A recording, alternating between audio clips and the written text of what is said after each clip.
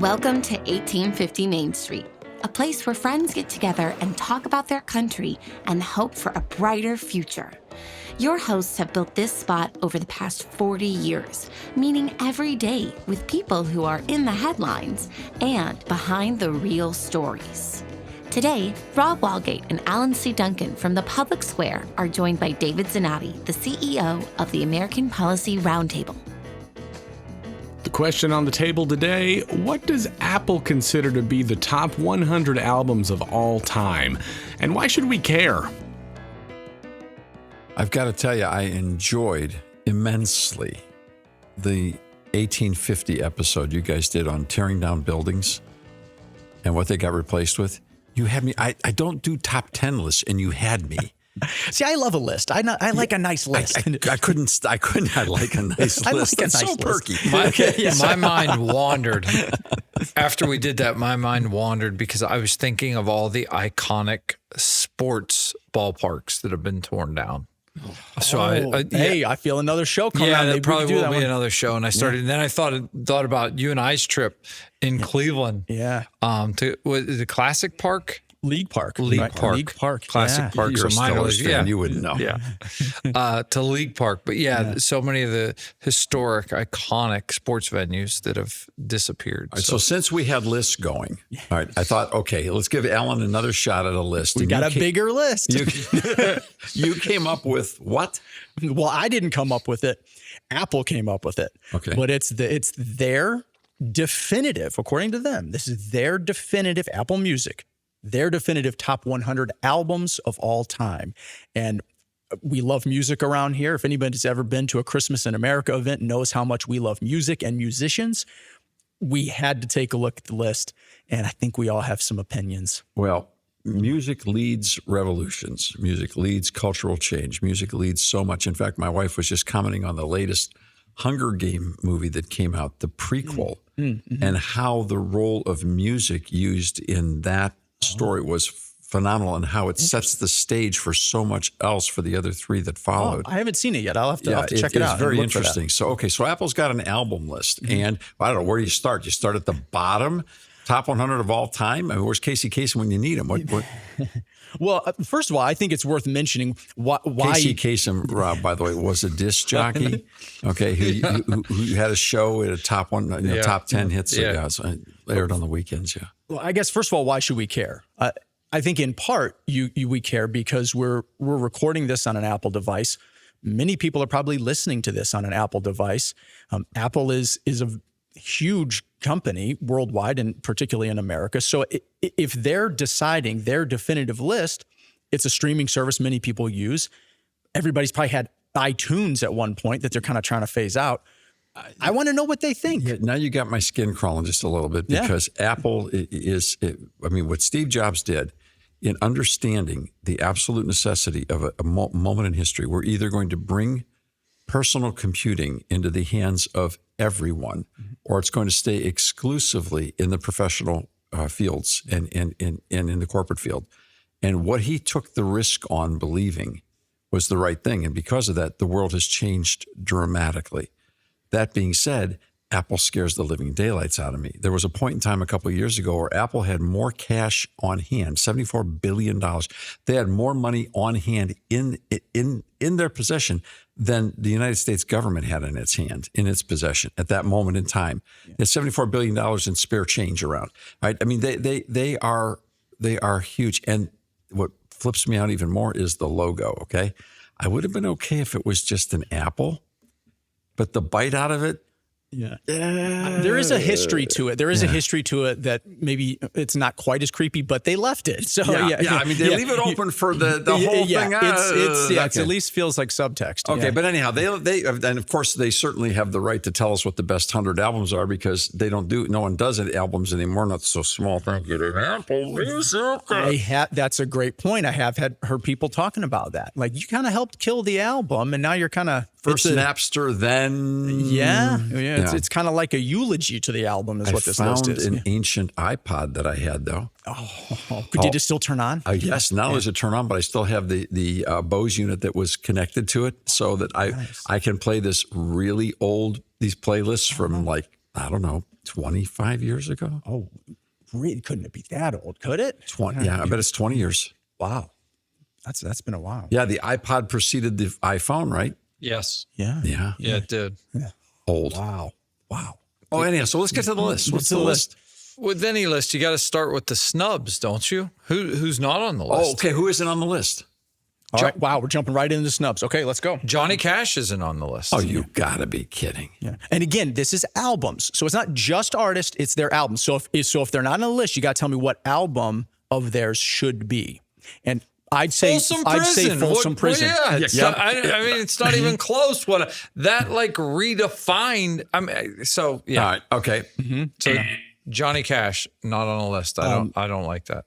Okay, here's one of mine that I think was really bad. There was no Frank Sinatra on this. Well, there couldn't be. They probably would have had to pay royalties to even put his name on the list.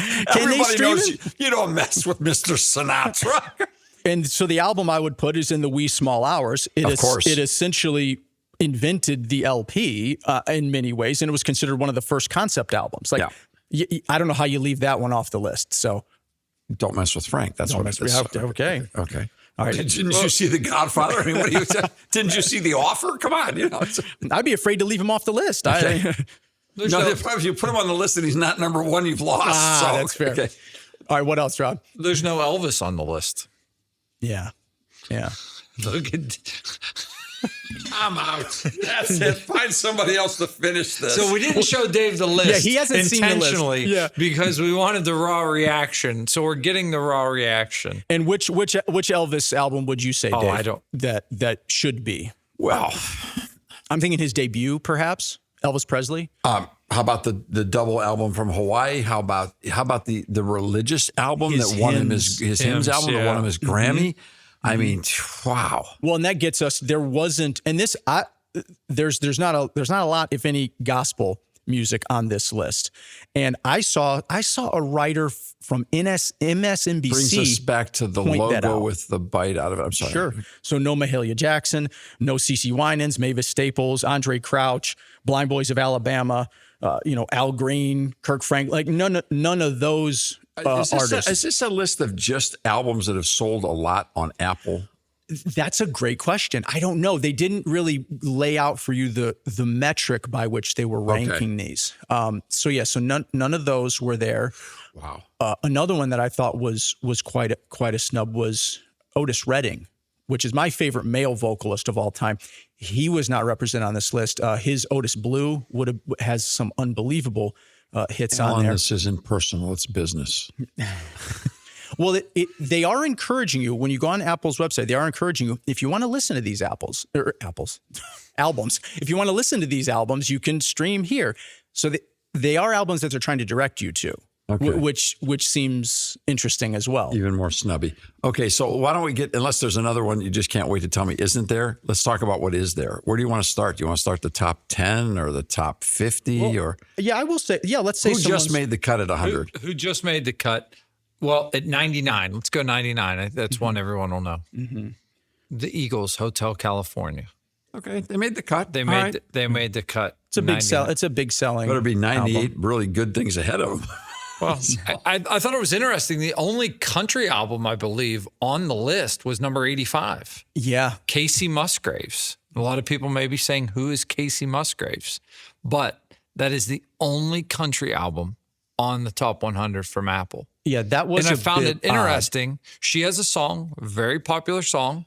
The song pays ode to kind of the LGBTQ community, and it's on that album. So I thought, are we playing political games with lists now? Is that how this works? All right. So jump me into like number 70. Let's see what's at 70 here.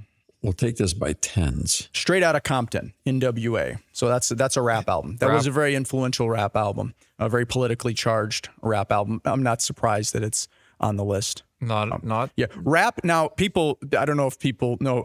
I do gospel rap. I'm actually raising a gospel rap artist now. Ethan, it's all he does. So I write lyrics. So I'm a big fan of the genre of you rap. You are a recording and artist. You have recorded and published music, and you are a Grammy nominated musician as well.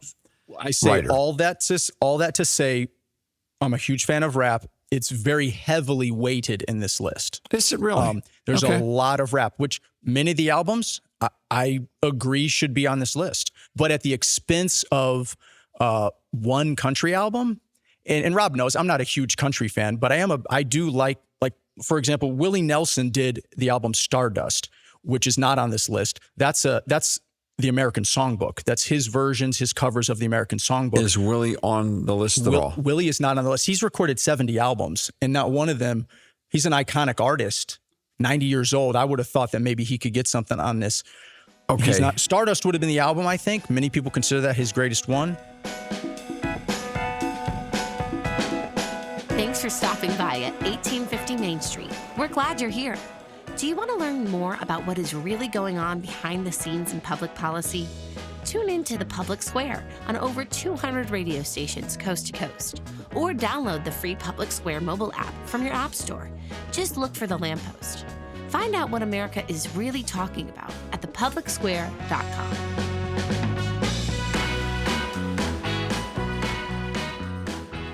Give me one more before I make this leap of conclusion here. Let's go. What's 50? What's at the halfway point? Oh, Kate Bush, Hounds of Love. Many people may be familiar if they're a fan of Stranger Things. They repopularized one of her songs, Running Up That Hill, in season 4 of Stranger Things. So she's had a bit of a career resurgence after 35 years or so. No notes. The man is just talking off the top of his head. Yeah. He should be an executive producer of a radio network, don't you think? He should. I think, I'll tell you what though, Alan, that clump of 5 there from 48 to 52, I thought those albums for popularity and for being well known, and also shows the era in which I grew up in. I mean, you have at 48, the Beastie Boys, Paul's Boutique, U2, the Joshua Tree at 49, Kate Bush, Hounds of Love at 50, Prince, Sign of the Times at 51, and Guns N' Roses, Appetite for Destruction at 52. That clump of, you lived through that, didn't you? I can relate to 4 out of the 5 really well, I think, in the 90s. But the 90s, if I'm not mistaken, were heavily weighted here as well. They did. It felt like everybody in the room was kind of around the same age bracket. Okay, that's what we're picking up out of this, aren't we? Yeah, it's a generational thing. It did feel like it. I felt like you probably needed to have maybe somebody who was a generation prior speak into this. Now, they did have some classic older albums. The 54 is A Love Supreme by John Coltrane. They have Miles Davis, Kind of Blue is on the list for jazz representation. They have 10 in the 60s. Some of the 60s was well Beach Boys there? The Beach Boys were there. They got in. Where were they? Let's see. Let me search. I think they were in the. Weren't they? They were high. They were high. Yeah, weren't they in the 20s? But there was there Pet were Sounds, 20. Pet Sounds at 20. Okay, Pet Sounds. But some of the controversy of that was because listen, there's always recent bias, right? Recency bias, sure. Recency biased. I think Taylor Swift got a little recency bias. She's the popular one today. So there's some people upset that the Beach Boys were 2 spots behind Taylor Swift 1989. So there's a lot of people upset that. Does feel a recent. Yeah, I do think Taylor Swift should be included on this list. I would have personally picked a different album. I would have picked Folklore from her, and that would have then given you a bit of the Aaron Dessner of The National produced so much of that. That would have given them a nod because The National was left off the list.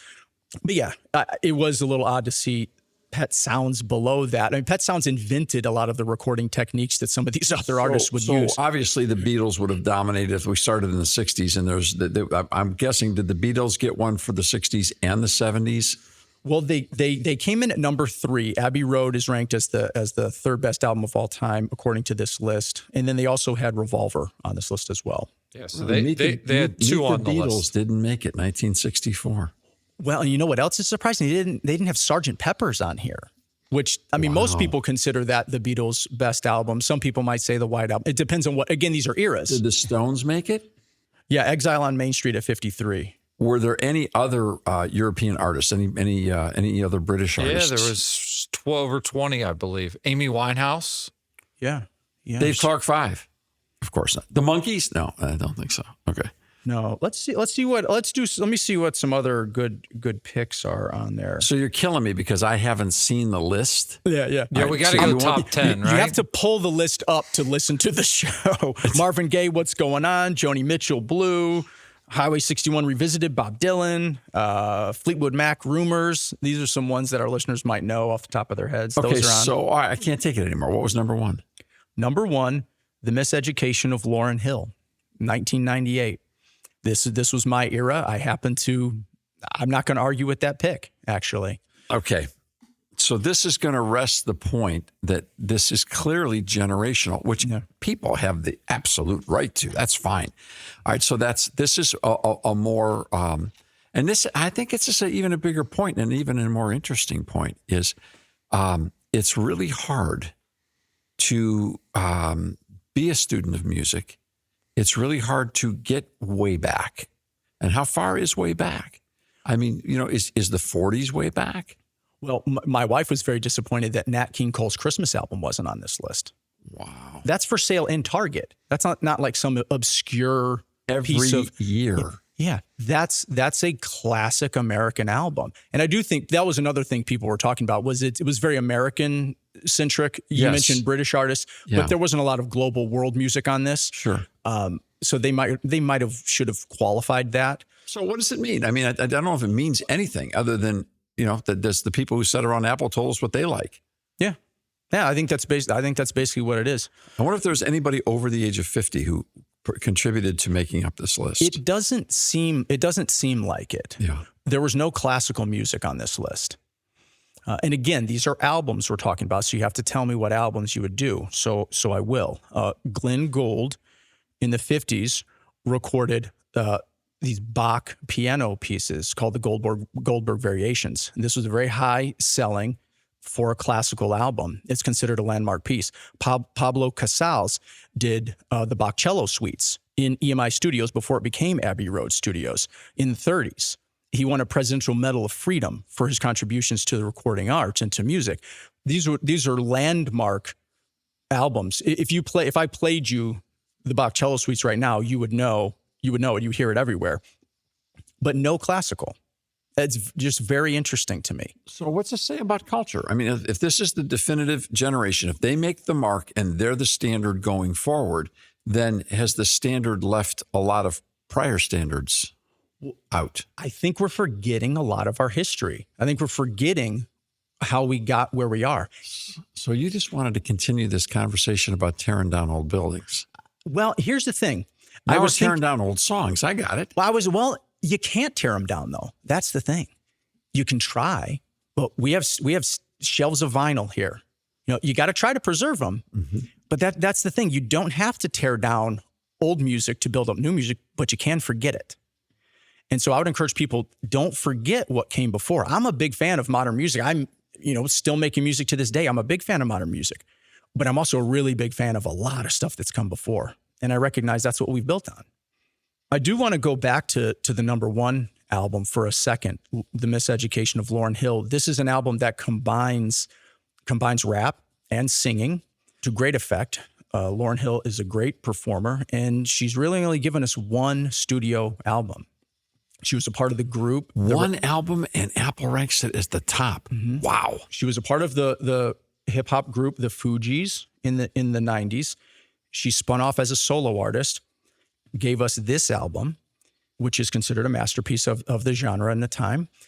And then she kind of disappeared. The only other thing she did after that was a live performance on MTV where she just sat around and basically talked to people about God with an acoustic guitar for an hour. My wife really introduced me to the catalog of Lauryn Hill, brief as it is.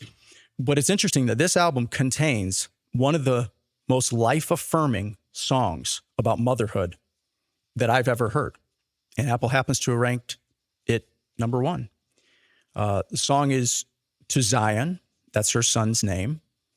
And I'm just going to read the first verse of the song. You know how we always like to pull a book off the shelf here? Sure, and we'd love to play it, but we have copyright questions. Exactly. So let's go ahead and just go with the lyrics. Yeah, Apple might come at us, but so we'll do the lyrics. She says, unsure of what the balance held, I touched my belly overwhelmed by what I had been chosen to perform. But then an angel came one day, told me to kneel down and pray. For unto me a man-child would be born. Woe this crazy circumstance. I knew his life deserved a chance, but everybody told me to be smart. Look at your career, they said. Lauren, baby, use your head. But instead, I chose to use my heart. Now the joy of my world is in Zion.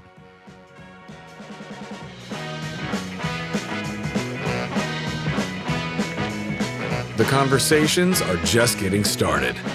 To get connected, check out 1850mainstreet.com. We don't data mine anyone or sell your information. Subscribe today so you don't miss a single conversation. We'll see you next time here at 1850 Main Street.